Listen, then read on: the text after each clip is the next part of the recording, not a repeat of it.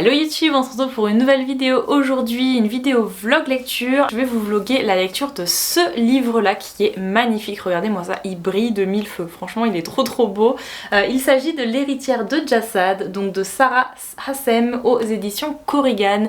Et franchement je remercie mille fois la maison d'édition parce que j'ai reçu ce livre là en service presse. Alors c'était pas du tout prévu à la base parce que ce livre là était dans ma wishlist. D'ailleurs je pense que je vous en ai déjà parlé dans une vidéo précédente. Donc j'avais mis ce livre là dans ma wishlist quand je l'ai vu, quand il est sorti. J'avais trop hâte de le lire et je me suis dit bon je le mets dans ma wishlist. Et j'ai tellement de trucs à lire que finalement je le lirai un petit peu plus tard. Et je pense qu'il est pas très populaire malheureusement sur les réseaux. D'ailleurs je l'ai pas vu beaucoup passer. Mais j'ai la maison d'édition, en fait j'ai vu la maison d'édition dans leur story qui a publié une demande de service presse ponctuel pour cette lecture là. Et j'ai clairement sauté sur l'occasion, je me suis dit c'est grave l'occasion de recevoir ce livre et de le lire en vlog parce que j'avais vraiment trop hâte de connaître cette histoire. Vous le savez, si vous me connaissez depuis un petit moment, j'adore l'Égypte. Moi tout ce qui est mythologie égyptienne, grecque, enfin vraiment j'adore, et l'Égypte c'est vraiment une de mes grandes passions. L'autrice est égyptienne donc voilà, en plus je suis partie en Égypte en 2008 donc ça fait déjà longtemps, mais j'ai trop hâte de me replonger et comme l'autrice est égyptienne j'imagine que ça doit être vraiment très bien décrit, bien expliqué, tout voilà, vraiment se retrouver dans l'environnement égyptien c'est vraiment tout ce dont je rêve. Je trouve que pour des romans Tessie on n'a pas assez l'environnement viking et égyptien, tout ça, ça manque un petit peu. Et là voilà, donc je suis trop contente que Korrigan ait publié une histoire sur l'Égypte. C'est un tome 1, donc c'est une saga. Alors je sais pas si c'est une duologie ou si ça va être une longue saga. En tout cas ici c'est un tome 1 et il s'agit bien évidemment d'une romantessie avec de la magie, une reine déchue, enfin voilà, plein de mystères, tout ça, et j'ai trop envie de le lire. Il fait 575 pages, donc il est pas petit, hein, il est très gros. On va le commencer tout de suite et je vais vous lire d'abord le résumé de l'histoire et puis je vais attaquer cette lecture. Le royaume de Jassad est à genoux. 10 ans plus tôt, les armées de Nizal ont brûlé les terres, banni la magie et assassiné la famille royale jusqu'au dernier enfant. C'est du moins ce que Sylvia veut faire croire. L'héritière cachée du royaume de Jassad a échappé au massacre et vit recluse en dissimulant ses pouvoirs. Mais quand Harin, l'héritier de Nizald, traque un groupe de rebelles Jassadis, c'est beau, Jassadis, dans son village, Sylvia révèle accidentellement sa magie interdite. Elle est désormais obligée de conclure un marché avec son pire ennemi, l'aider à chasser les rebelles en échange de sa vie. Prise dans un jeu de pouvoir et de complot, Sylvia ne peut pas laisser Harin découvrir son identité. D'autant que peu à peu, les deux héritiers ennemis se rapprochent. Sylvia va devoir choisir son destin, car le royaume en cendres se réveille, et il a besoin d'une reine. Un royaume en cendres, une reine déchue, un pacte mortel. Déjà, elle va conclure un pacte, un marché avec son pire ennemi. On est clairement sur un enemies to lovers, donc c'est clairement mon trope favori. Donc voilà, je vous le dis déjà, c'est potentiellement quelque chose que je vais adorer comme lecture. J'ai trop hâte de commencer. En plus, aujourd'hui, il pleut. C'est gros déluge à la maison, donc je vais me caler dans le canapé et puis je vais lire tout ça.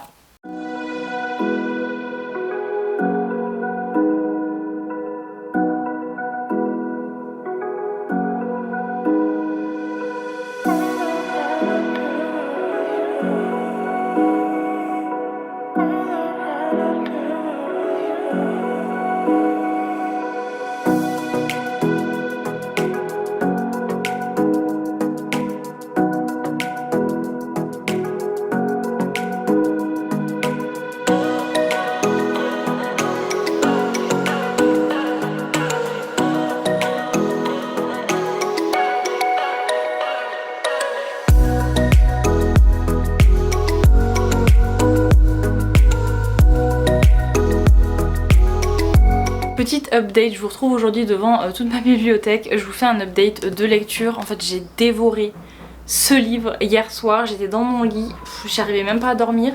Voilà, j'ai lu tout ça, donc je suis à la page 208. Regardez un petit peu à quel point je l'ai annoté. Je sais pas si vous allez bien voir parce que les couleurs sont quand même claires. Mais quand même quoi. Je l'ai beaucoup trop annoté, ça va pas du tout. Je sais pas. Si voilà. Mais c'est quoi ce livre en fait? Alors au début je me disais je sais pas si je vais aimer tout ça parce que vraiment au début ça commence, faut vraiment placer l'histoire et l'histoire est très compliquée, c'est une fantasy très compliquée au début. Après non, ça va, mais au début pareil, vous avez beaucoup de personnages, vous avez beaucoup d'histoires, vous avez beaucoup sur le passé de la protagoniste, donc qui s'appelle Sylvia. Mais voilà, j'étais un petit peu perdue, je me disais mais attendez, je pense que c'est également fait exprès parce qu'on peut pas tout nous dévoiler non plus sur l'histoire parce qu'on en apprend petit à petit. Mais vraiment, j'ai trop adoré parce que à partir du moment où elle rencontre Arin, donc Arin qui est l'héritier des terres de Nizal je crois, ouais Nizal, c'est bien ça. Donc en fait Sylvia qui est l'héritière de Jassad, mais Jassad ça a été un royaume qui a été complètement détruit et donc c'est tous les habitants, enfin c'est le royaume de Nizal qui a pris ces terres là et donc Jassad n'existe plus. Elle est la seule survivante de ces terres et bien sûr elle se cache parce que personne ne sait qu'elle est vivante. Sauf que si quelqu'un le découvre, bah forcément si quelqu'un découvre que c'est l'héritière de Jassad, bah ils vont vouloir la tuer forcément. Et donc elle se cache sous une autre identité. Et l'héritier donc des terres de Nizal qui arrive dans son village, enfin en tout cas dans le village dans lequel elle se cache, et qui la trouve. C'est un petit peu plus compliqué que ça, mais lui il poursuit des rebelles, un camp rebelle. Vous avez, en fait si vous regardez la carte, vous avez beaucoup de royaumes différents. Vous avez Nizal, mais au final Nizal c'est pas très très grand. Vous avez Nizal qui est ici sur la carte, et vous avez Orban qui est ici, vous avez Omal, on parle beaucoup de Omal au début qui est ici, et vous en avez un autre qui est là, Lucube, tout en haut, mais on l'a pas au début, en tout cas on n'en a pas encore parlé je crois. Vous avez beaucoup de lieux différents, beaucoup de terres différentes, de royaumes différents, et bref, on nous dit que cet héritier de Nizal qui s'appelle Arin, qui débarque dans le village de la fille et il poursuit des rebelles. Et donc pour les arrêter, sauf qu'on ne sait pas pourquoi il poursuit ces rebelles, on ne sait pas qui sont ces rebelles bien évidemment. Et elle a juste peur parce que Nizal c'est le groupe, enfin c'est en tout cas la royauté qui a détruit son peuple et elle leur en veut énormément. Et tout ce qu'elle a en tête c'est de tuer leur héritier, bien sûr de tuer le roi. Et lui il débarque comme ça, donc elle le déteste, direct depuis le début elle le déteste, elle le voit, c'est mon ennemi juré, donc Enemies to Lovers. Et je trouve que cet Enemies to Lovers est extrêmement bien fait, parce que déjà vous avez des joutes verbales, mais vraiment ils se détestent, mais c'est un truc de dingue, et tout est très bien fait, et la fille elle est vraiment trop drôle, genre à un moment donné elle dit, parce qu'elle se retrouve par... à cause de quelque chose, je peux pas trop spoiler non plus, j'ai pas envie de faire des vidéos spoil, mais en tout cas elle se retrouve à partir au palais avec l'héritier et donc elle a des gardes forcément. Lui il ne connaît pas son identité mais il sait qu'elle a des pouvoirs magiques, elle a essayé de lui cacher mais il a compris et elle dit aux gardes je suis ici parce que je l'ai choisi, pas parce que tu m'as attrapé, espèce de gros porc plein d'œufs. Et après vous avez 3 petits points, elle a pas fini sa phrase. Espèce de gros porc. Genre, elle a aucune retenue, elle est trop marrante, elle est hyper badass, je l'aime trop, elle est géniale. Et aussi vous avez... Il y a une phrase qui m'a fait trop rire, elle dit, parce que bien sûr l'héritier il la trouve, il comprend qu'elle a des pouvoirs, il comprend qu'elle lui a menti depuis le début, mais il sait pas encore qui c'est. Donc il lui demande quel est ton véritable nom. Et elle répond, je ne suis pas riche en nom, votre Altesse, je n'en ai qu'un.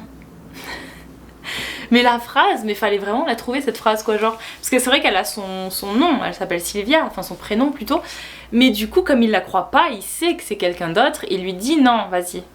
Tu joues pas avec moi comme ça, tu me dis qui tu es. Et elle lui dit non mais je suis pas riche en nom, moi j'en ai qu'un, genre t'es bête ou quoi genre. Mais vraiment c'est trop drôle. L'Enemies to Lovers c'est vraiment trop bien fait, j'adore.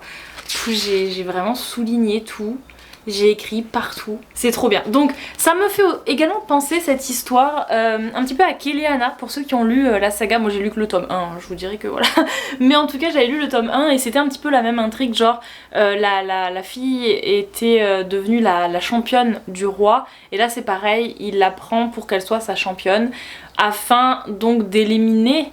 En tout cas, je pense, je sais pas parce que j'ai pas encore terminé bien sûr, mais je pense qu'il va y avoir des épreuves et qu'elle va devoir se battre et donc montrer qu'elle est la plus forte. Et si elle gagne ces épreuves, elle devient officiellement championne du roi, donc de l'héritier de Nizal.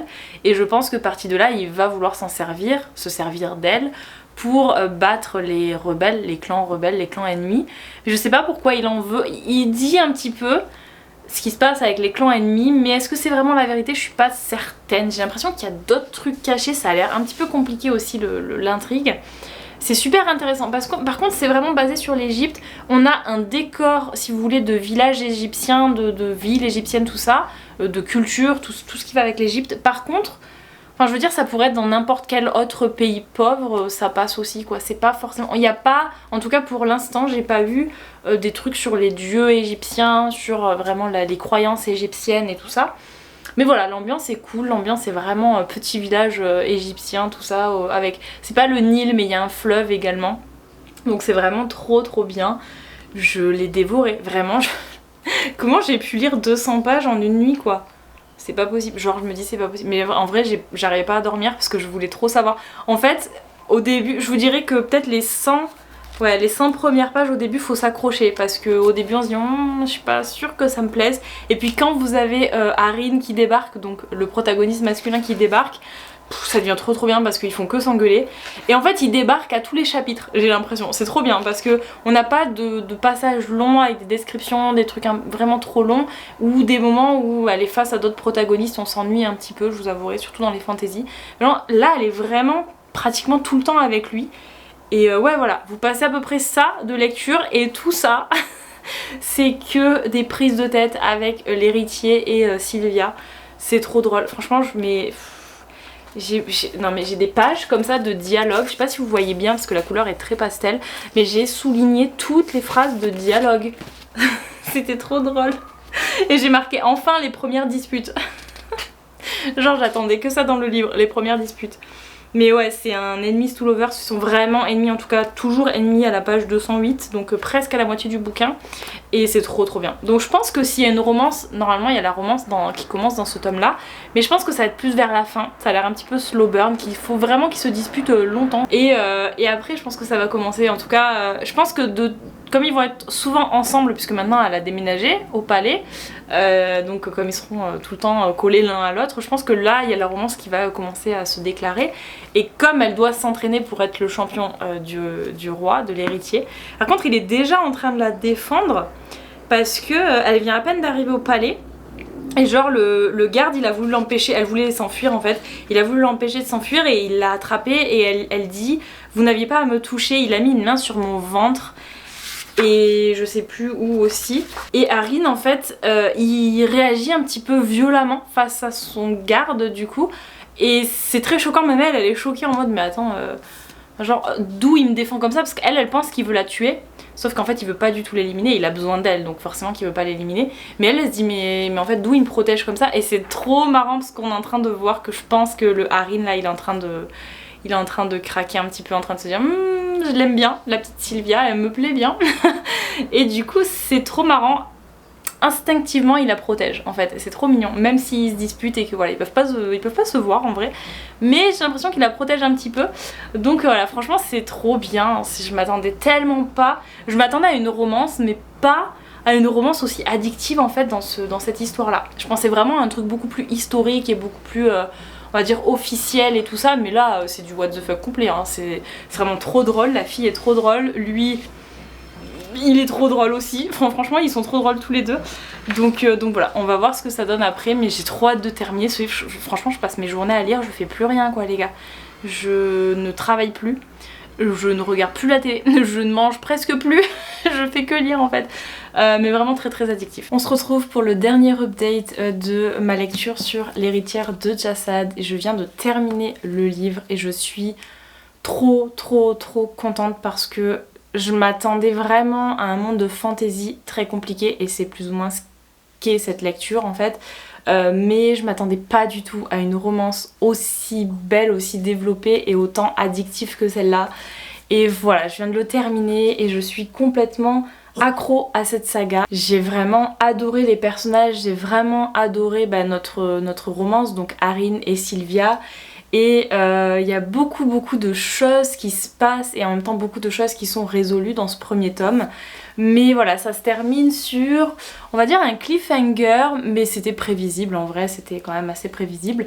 Par contre maintenant j'ai trop envie de savoir ce qui se passe dans la suite. Malheureusement l'autrice n'a pas encore terminé d'écrire le tome 2 je crois, donc vous imaginez bien que si elle n'a pas terminé d'écrire le tome 2 en anglais, la version française est pas prête d'arriver non plus.